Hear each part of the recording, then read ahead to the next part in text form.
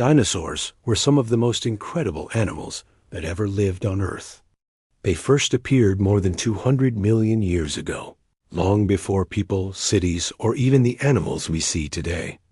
Dinosaurs lived during a time called the Mesozoic era, which was split into three parts: the Triassic, Jurassic, and Cretaceous periods. In the Triassic, the very first dinosaurs were small and quick. During the Jurassic, dinosaurs grew bigger, and many famous kinds like Stegosaurus and Brachiosaurus roamed the land.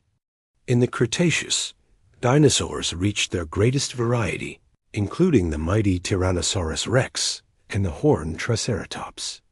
Dinosaurs came in all shapes and sizes.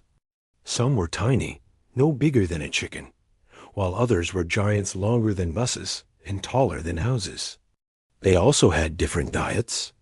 Some were carnivores, which means they ate meat, like Velociraptor and Tyrannosaurus rex.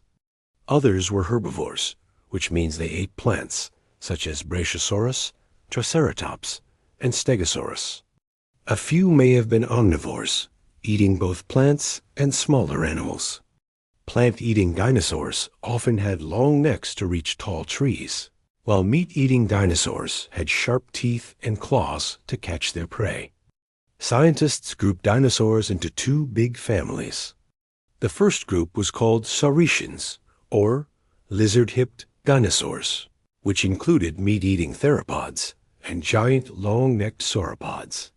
The second group was Ornithischians, or bird-hipped dinosaurs, which were mostly plant-eaters with special beaks and sometimes horns or armor.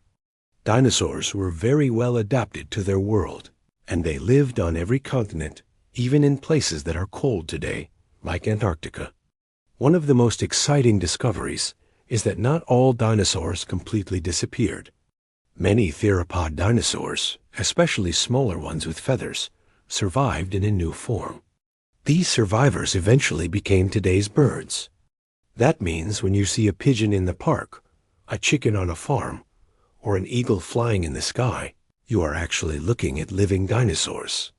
Birds are the direct descendants of the dinosaurs, carrying on their amazing legacy. So, what happened to the dinosaurs that did not survive? About 65 million years ago, a giant asteroid struck Earth near what is now Mexico. The impact caused fires, earthquakes, and huge clouds of dust that blocked sunlight. This made the Earth much colder and harder for plants and animals to survive.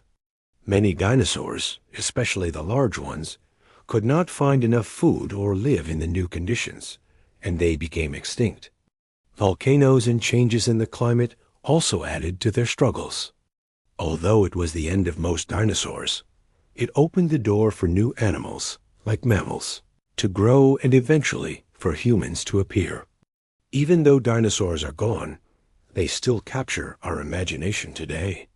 Fossils, which are the preserved bones, teeth, and sometimes even footprints of dinosaurs, tell us their story. Paleontologists, the scientists who study fossils, dig them up and carefully piece them together to learn how dinosaurs looked, moved, and lived. Thanks to their work, we know that some dinosaurs had feathers, some traveled in herds, and others could run very fast. Museums all over the world display dinosaur skeletons, letting us see just how big and powerful these creatures once were. Dinosaurs were not just scary predators, they were also gentle giants, clever hunters, and important parts of Earth's history. They show us how life can change over millions of years, and how animals can adapt to different environments.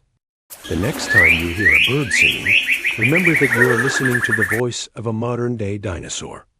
Dinosaurs may no longer rule the land, but their story continues all around us.